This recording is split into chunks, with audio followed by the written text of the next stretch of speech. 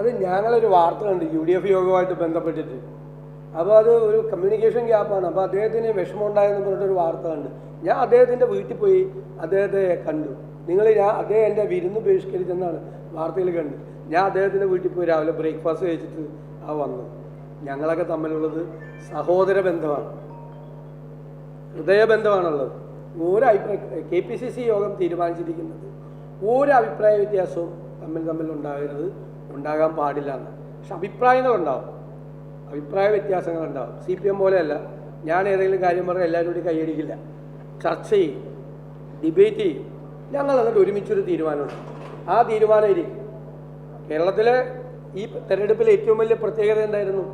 UDFൽ ഒരു അപസ്വരം പോലും ഉണ്ടായില്ല, കോൺഗ്രസിൽ ഒരു അപസ്വരം പോലും ഉണ്ടായില്ല. തെരഞ്ഞെടുപ്പ് പ്രഖ്യാപിച്ച് പോളിംഗ് കഴിഞ്ഞ 6 മണി വരെ ഭംഗിയായിട്ട് ഞങ്ങൾ കൊണ്ടുപോയില്ല. അതിനേക്കാൾ ഐക്യത്തോടു കൂടിയും അതിനേക്കാൾ ശക്തിയോടു കൂടിയായിരിക്കും ഞങ്ങൾ ഒരുമിച്ച് പോകുന്നത്. പിന്നെ നേതൃത്വത്തിലാണ് ഞങ്ങളെല്ലാം ഇങ്ങനെ പൊസിഷനിലിരിക്കുകയാണ്. നമ്മുടെ ഭാഗത്തുനിന്ന് എന്തെങ്കിലും ഒരു തെറ്റ്, മനുഷ്യ സഹജമല്ലേ, തെറ്റ് പറ്റിയാൽ പോയി ക്ഷമ ചോദിക്കും. അവരെല്ലാം മുതിർന്ന നേതാക്കളും ഞങ്ങൾ ആദരിക്കുന്ന നേതാക്കളുമാണ്. അവരെയൊന്നും ഒരു കാരണവശാലും ഒരു മനസ്സ് വിഷമിപ്പിക്കാൻ നമുക്ക് സമ്മതിക്കും. അത് ഞാൻ പറയില്ല, അതെല്ലാം ഞങ്ങൾ സംസാരിച്ചു, അതെല്ലാം ഞങ്ങൾ പൂർണ്ണമായി പരിഹരിച്ചു. ഞാൻ അദ്ദേഹത്തിൻ്റെ വീട്ടിൽ പോയാണ് അദ്ദേഹത്തെ കണ്ടത്.